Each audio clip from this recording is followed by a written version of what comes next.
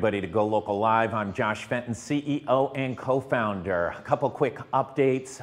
If you haven't seen Go Local yet this morning, two major stories. One was an incredibly violent night in Providence. Multiple shootings, hospitalizations, robberies, the list goes on and on. A number of violent crimes in less than 6 hours reported by Providence police. It's a disturbing trend that's growing on. A number of murders that have taken place, 5 in a 2-week period, and not a lot of attention from City Hall. Somewhat crickets, one press conference from Mayor Elorza and little else.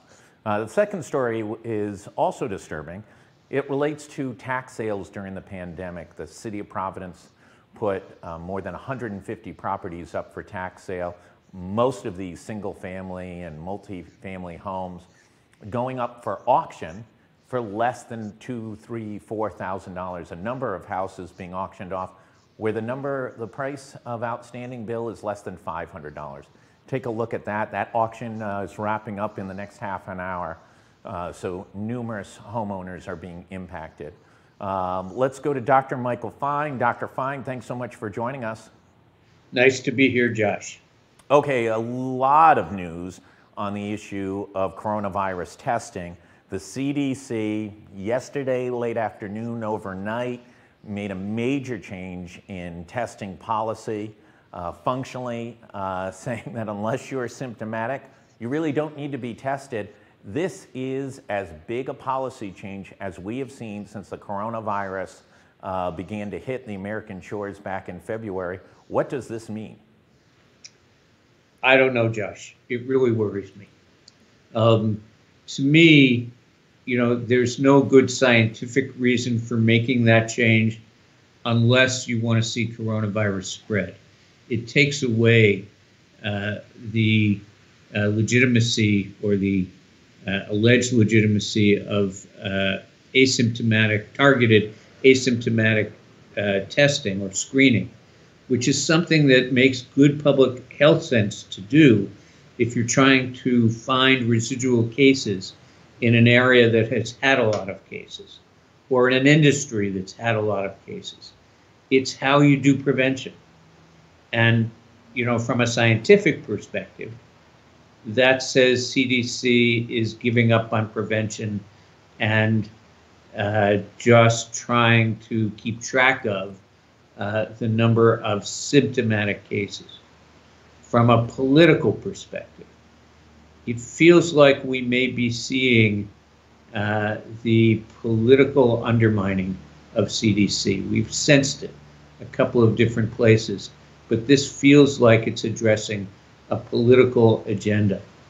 When you told me about this and I sort of did a quick survey of other sources of information about it, it seems that when people asked CDC for an explanation, when reporters did, they were referred to HHS, which means this change did not come from CDC. It effectively means it came from the White House. So it's beginning to look like, following the post office, that CDC as a public institution has now been compromised. Let's talk about this a little. I've certainly heard that criticism in the last few hours about that, but it doesn't really make any sense from even a political standpoint. The disease isn't going to go away. If you look at the college environment where many young people are asymptomatic, they're going to be arriving in colleges if they haven't done already.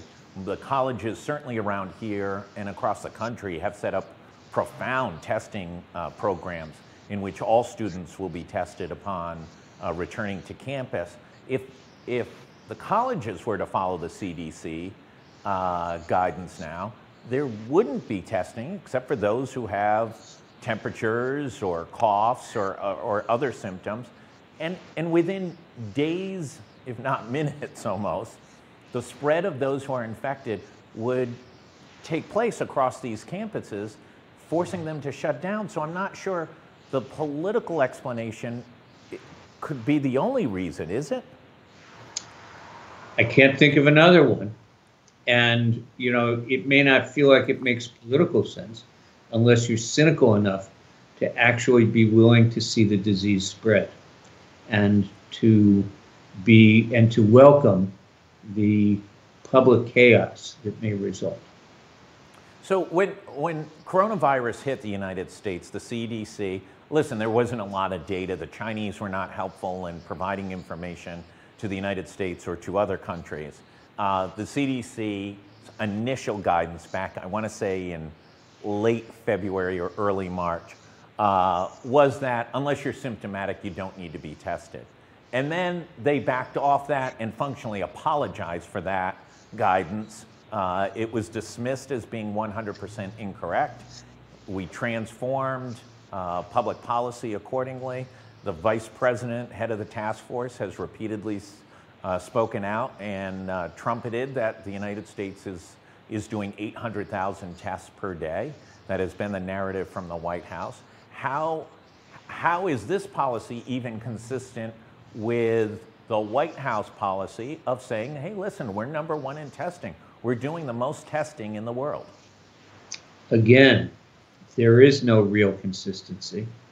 The only explanation that I can think of is that somebody's willing to let the disease run wild. What's the implications? If states adopt this policy, if colleges and universities who are independent of state policies make a decision of only testing those who are symptomatic, if private industry says, hey, listen, if you don't have a temperature, come on in, we're not doing any formal testing process. Places like Amazon warehouses, et cetera, that have a lot of different protocols, including testing. If those policy changes, what happens over the next 30, 60, 90 days? If people follow this, I think we see more rapid spread. I can't think of another explanation. One small amendment is they're continuing to recommend testing of people who were close contacts. That's part of the new recommendation, but nothing about asymptomatic testing. It takes away our ability to use testing as a way to try to reduce spread of disease. I've never been a huge believer that testing is the only thing to do, but it takes us back to the time of just isolating people who are symptomatic and hoping for the best. Another piece of data that came out over the past couple days has been that the 6 feet protocol is flawed, and that some scientists are saying, listen, this disease aerosolizes, it can transfer depending on moisture, temperature, wind, etc. That the real perimeter is about 26 feet. These were from respected research organizations. That's transformative if public policy starts to look at that as a real consideration, correct? Yeah, I don't know. I mean, the science isn't that great yet. And it feels like 6 feet is working practically, even if it doesn't work perfectly in the lab. And I can't tell you that 6 feet is better than 8 feet or better than 10 feet. Obviously, the further you get away, the better. But we are human beings and have to have some social interaction.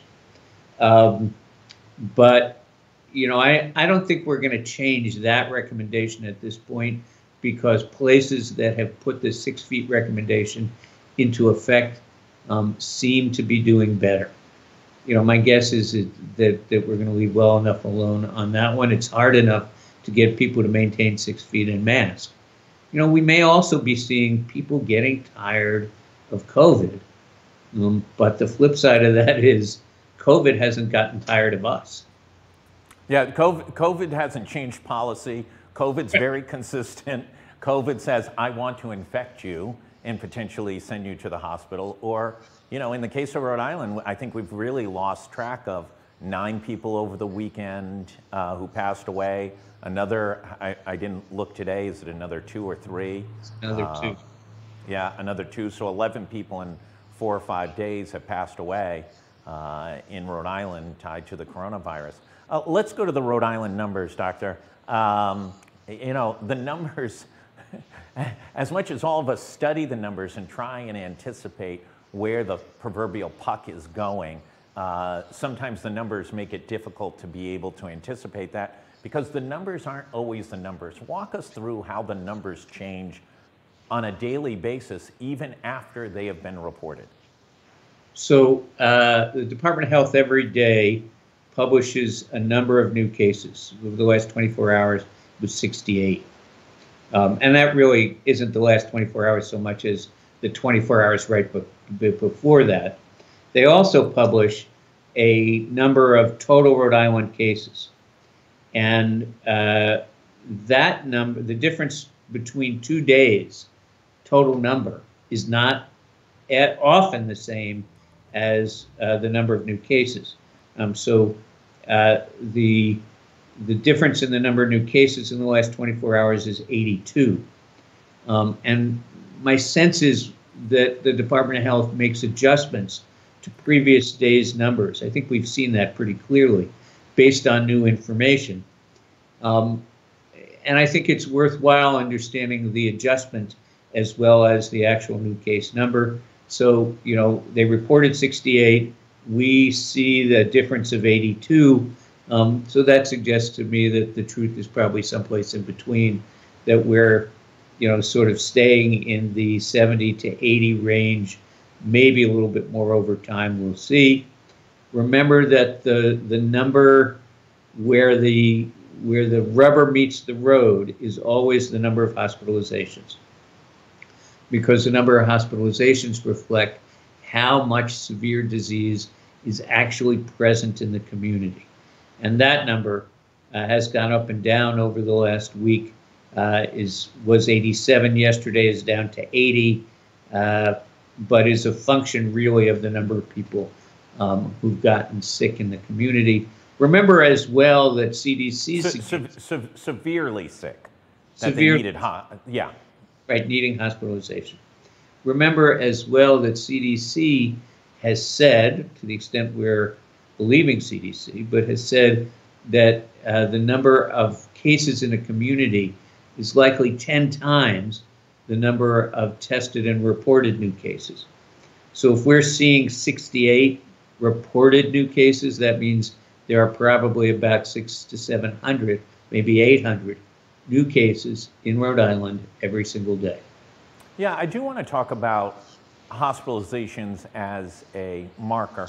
Listen, we're 6 months into it. We've gotten a lot of calls and information from people who have been sick, never touched a hospital, and functionally never touched formal health care per se, other than having conversations with their individual physicians. They're talking about severe illness, significant lengths of time, multiple weeks, as long as a month, and in the recovery, just not feeling 100%, 70, 80% recovered 2, 3, and 4 months later. They talk about the long-term implications of this disease, and is this kind of the real yet to be reported, yet to be analyzed data point that's really going to point to, listen, you get the flu, you usually get over the flu within a couple weeks, and you're back to being who you were before. In the case of this virus, that information, that implication is maybe not as consistent as recovering from the flu.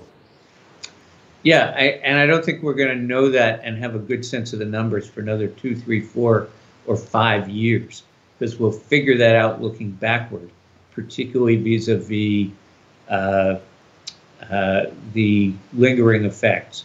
You know, one thing to mention is people don't recover from the flu quite as quickly as you think. For most people, even from the flu, a full recovery is 8 weeks out. Experienced clinicians know that and warn people about it. So, you know, I think time will tell the extent to which this is different, and also time will tell the extent to which we will see a post-COVID-19 syndrome or not. And what the medical word is sequelae, what the long-term complications and consequences are in terms of other parts of people's health. Dr. Michael Fine, thanks so much. This is a confusing time for Rhode Islanders trying to juggle the information coming from, the top federal health agency, the CDC, and guidance coming from the Rhode Island Department of Health and the Raimondo administration. I appreciate you taking the time and trying to sort of give a guidepost to deciphering this information. Last word to you, sir. It is a confusing time. And I'm worried today about our democracy as I am about COVID-19. And it is something that I think we all need to take a couple of minutes or a couple of days to think about. If we are really seeing the compromise of CDC, if we are really seeing the compromise of a public institution like the post office, where are we? Who are we? And how do we get back on track? Dr. Michael Fine, thank you very much. For everyone else, stay tuned to more updates. Also, previewing the Rhode Island ACLU came out, and I can't put it in any other context but to say they slammed Attorney General Peter Neronha on a decision that he's made relative to keeping what they say is police misconduct records secret.